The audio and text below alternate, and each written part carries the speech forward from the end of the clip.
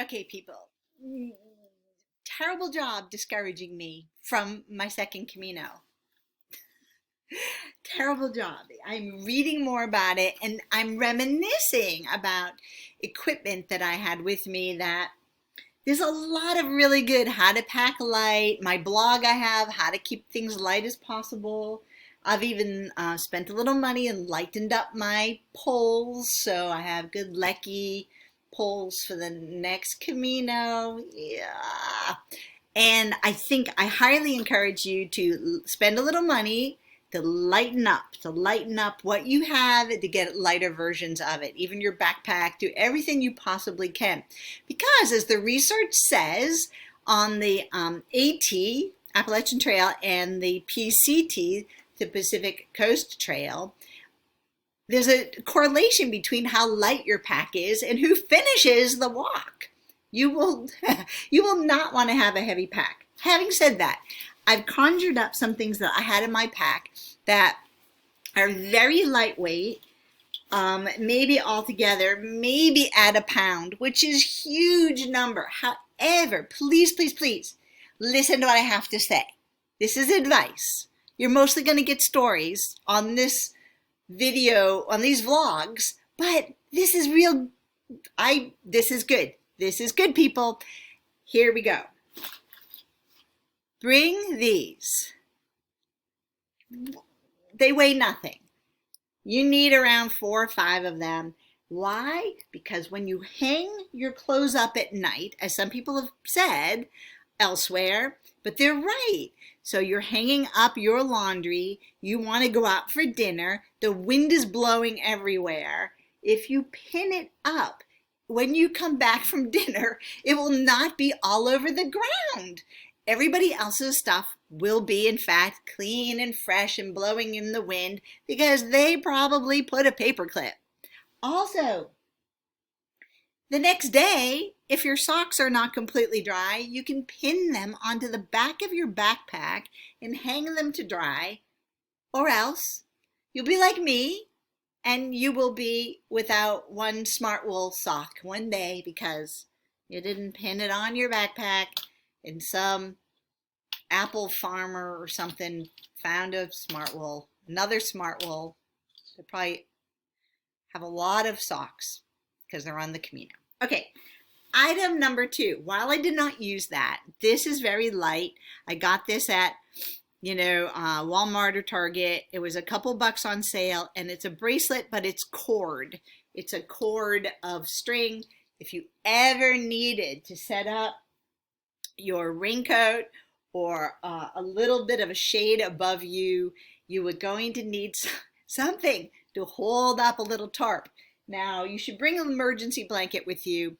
You won't think you'll need it. And if it's summer, and I mean summer, like June or July or August, you're probably okay. But, a lot of people get hypothermic when it's summer.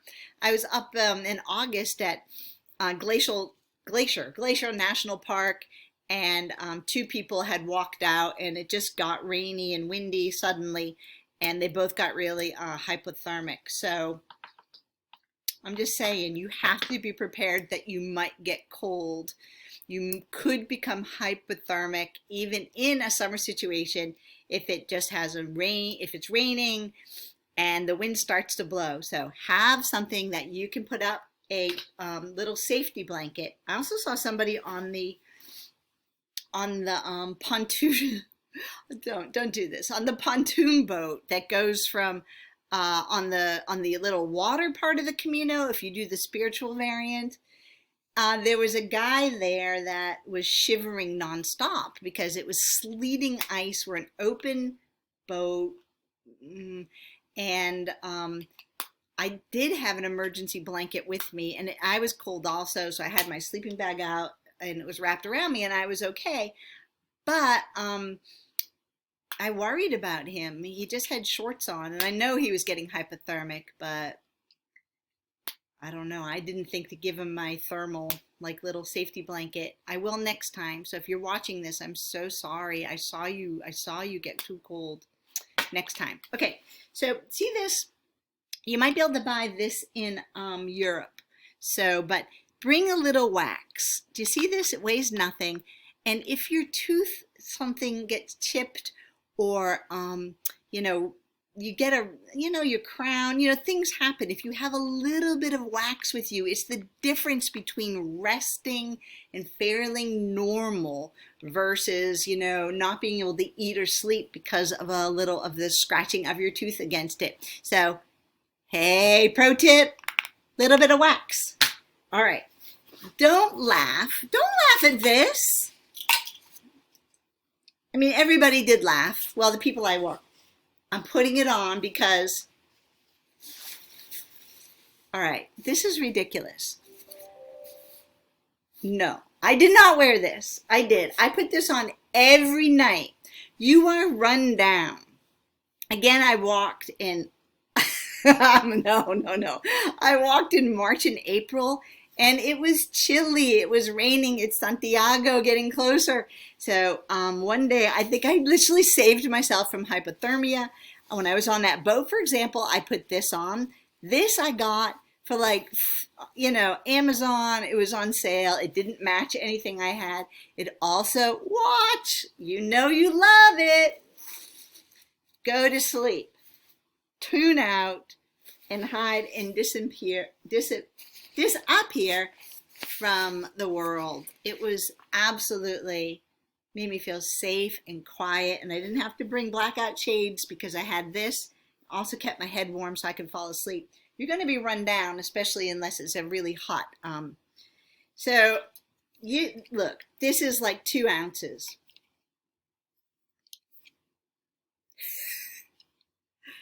It's a water straw, and this is going to give you water if you can't walk because you twist or roll your ankle and you're someplace. You just need the smallest amount of puddle, and you can get fresh water from this. So I only considered using it one time, and the time right when I thought I'm gonna have to go in the river and I don't have water with me,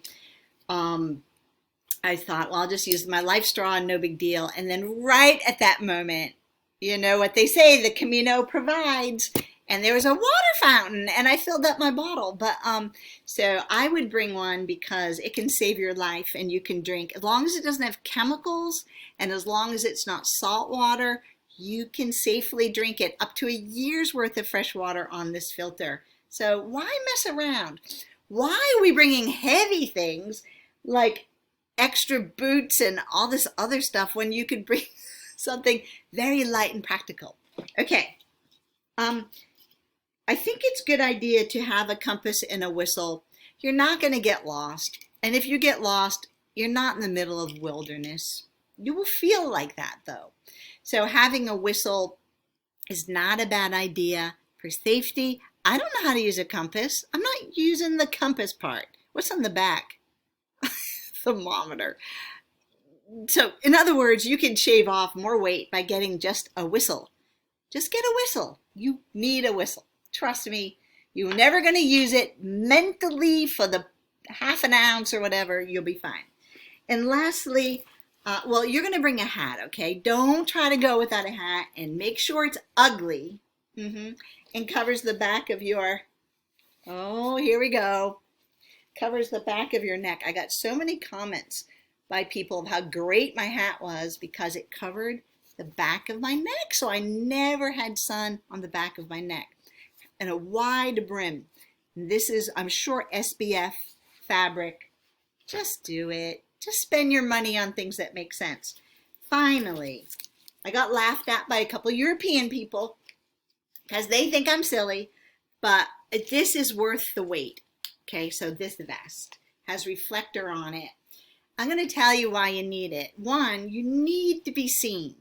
There's so many complaints on the forums and other places about people who don't like the drivers in Portugal or don't like the drivers in Spain or wherever you're walking.